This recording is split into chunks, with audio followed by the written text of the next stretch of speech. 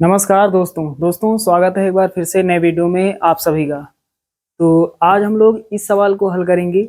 चलिए सबसे पहले सवाल पढ़ लेते हैं। बहुत ही आसान सवाल है। एक लंबवृत्तीय बेलनाकार ठोस के आधार और शिखर दोनों अर्धगोलाकार हैं। बेलनाकार भाग का व्यास 14 सेमी और कुल ऊंचाई 30 सेमी है।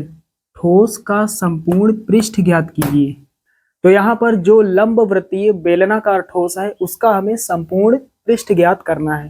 तो चलिए दोस्तों शुरुआत करते हैं। यहाँ पर लिखेंगे हल।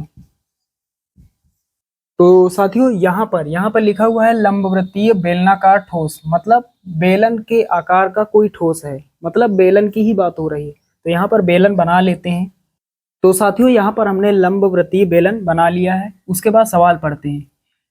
यहाँ लिखा हुआ है एक लंबवृत्तीय बेलनाकार ठोस के आधार, आधार का मतलब नीचे, और शिखर, शिखर का मतलब ऊपर, आधार और शिखर दोनों अर्धगोलाकार हैं। मतलब नीचे यहाँ पर अर्धगोला बना हुआ है और ऊपर यहाँ पर भी अर्धगोला बना हुआ है। तो अर्धगोला यहाँ बना लेते हैं शिखर में इस तरह से, और अर्धगोला यहाँ बना लेते हैं आधार में। चलिए तो यहाँ पर हमने बना दिया। तो साथियों यहाँ पर गोले की जो त्रिज्या होगी वही बेलन की त्रिज्या हो जाएगी। जो गोले की त्रिज्या होगी वही लंबवृत्तीय बेलन की भी त्रिज्या हो जाएगी। तो आगे सवाल अब पढ़ते हैं। बेलनाकार भाग का व्यास, बेलनाकार भाग का व्यास दिया गया है। तो यहाँ लिखेंगे व्यास दिया गया है कितना, 14 सेमी। तो 14 सेंटीमीटर व्यास दिया गया है। तो व्यास 2r होता है बराबर त्रिज्या कितना, 14। 2 से काटेंगे, 2 1 के 2, 2 सते 14। तो r का मान कितना हो जाएगा, 7 सेंटीमीटर। त्रिज्या का मान कितना हो जाएगा, 7 सेंटीमीटर। तो यहाँ पर जो इस लंबवृत्तीय बेलन की त्रिज्या होगी वही अर्धगोले की भी त्रिज्या होगी। तो साथियों यहाँ तक आप सभी लोग अच्छे से समझ गए हैं। उसके बाद सवाल आगे पढ़ते हैं। यहाँ पर लिखा हुआ है और कुल ऊंचाई 30 सेमी है। 30 सेंटीमीटर कुल ऊंचाई दी गई है। मतलब यहां से लेकर ये कुल ऊंचाई यहां तक,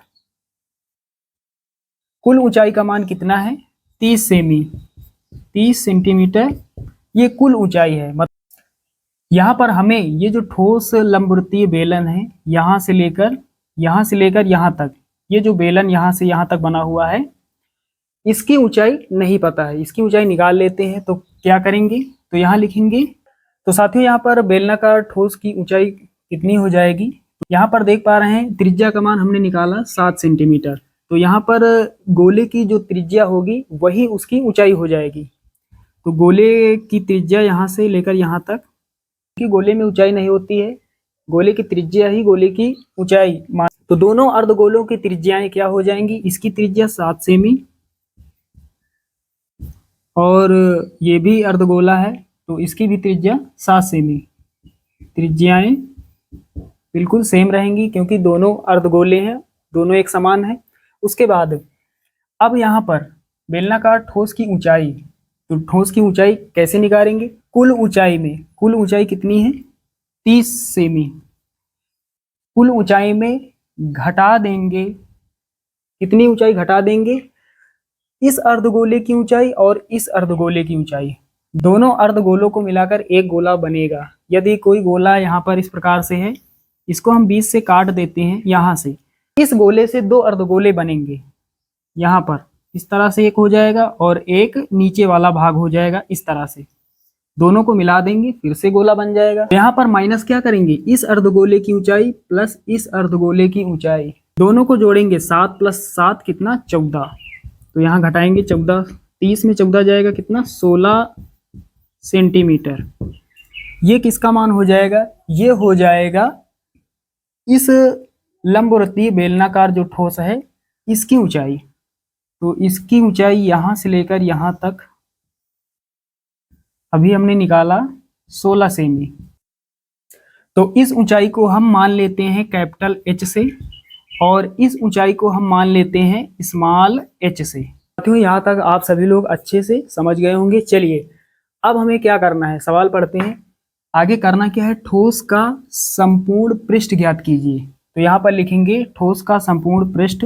साथियों यहाँ पर ठोस का संपूर्ण पृष्ठ क्या हो जाएगा, संपूर्ण पृष्ठ का मतलब पूरे की बात हो रही है, इस पूरे आकार की बात हो रही है। इसके अंदर क्या क्या आ रहा है, इसके अंदर 2 अर्धगोले हैं और एक बेलन है। 2 अर्धगोले हैं और एक बेलनाकार ठोस अर्थात लंबवर्ती बेलन है।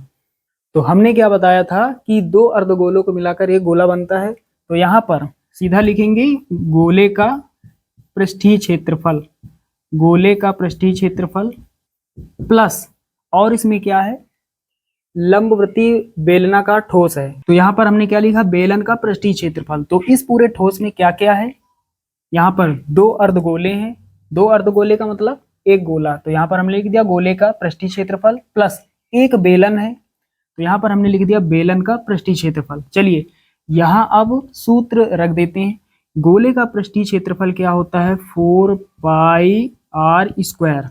उसके बाद प्लस लगाएंगे, बेलन का पृष्ठीय क्षेत्रफल, बेलन का पृष्ठीय क्षेत्रफल 2 पाई आर एच ये होता है। यहाँ पर 2 पाई आर यहाँ है, 2 पाई आर यहाँ है, तो 2 पाई आर हम कॉमन यहाँ पर ले लेते हैं। अब क्या बचेगा, 2 बचेगा और आर बचेगा प्लस यहाँ से क्या बचेगा, एच। अब यहाँ पर 2 लिखेंगे, मतलब 2 लिखेंगे, गुणा लगाएंगे और पाई का मान रख देंगे, पाई का मान 22/7, गुणा लगाएंगे आर, आर मतलब त्रिज्या का मान, आर यहाँ पर अर्धगोले की त्रिज्या और आर यहाँ पर बेलन की भी त्रिज्या है। तो यहाँ पर आर का मान रख देते हैं, गुणा लगाएंगे, आर का मान 7, यहाँ पर 2 लिखेंगे, आर का मान 7 प्लस एच का मान, एच क्या है, जो ये बेलनाकार भाग है अर्थात ये जो यहाँ पर लंबवृत्तीय बेलन है इसकी ऊंचाई 16, यहाँ लिख देंगे 16। अब आगे हल करते हैं, 7 से 7 कैंसिल आउट हो जाएगा, 22 दूना 44 हो जाएगा। उसके बाद ब्रैकेट बनाएंगे, यहाँ पर 7 दूना 14 हो जाएगा प्लस यहाँ पर कितना 16। चलिए अब यहाँ हल कर लेते हैं, बराबर लगाएंगे, 44 हो जाएगा। उसके बाद यहाँ पर 14 और 16 कितना हो जाएगा, 30 हो जाएगा, गुणा लगा लेते हैं। अब यहाँ कितना हो जाएगा, पहले ये 0 हो जाएगा, 4 तियाँ 12 का 2 हासिल 1, 4 तियाँ 12 1 13, तो 1320 यहाँ पर हो जाएगा। यहाँ पर क्या लिखेंगे, सेंटीमीटर स्क्वायर, सेंटीमीटर स्क्वायर या फिर वर्ग सेंटीमीटर। तो ये हमारा फाइनल आंसर हो जाएगा। उम्मीद करता हूँ दोस्तों कि ये सवाल आपको अच्छे से समझ में आ गया होगा। यदि आप चैनल पे नए हैं तो चैनल को सब्सक्राइब और वीडियो को लाइक जरूर करिएगा। चलिए दोस्तों, मिलते हैं अगले वीडियो में।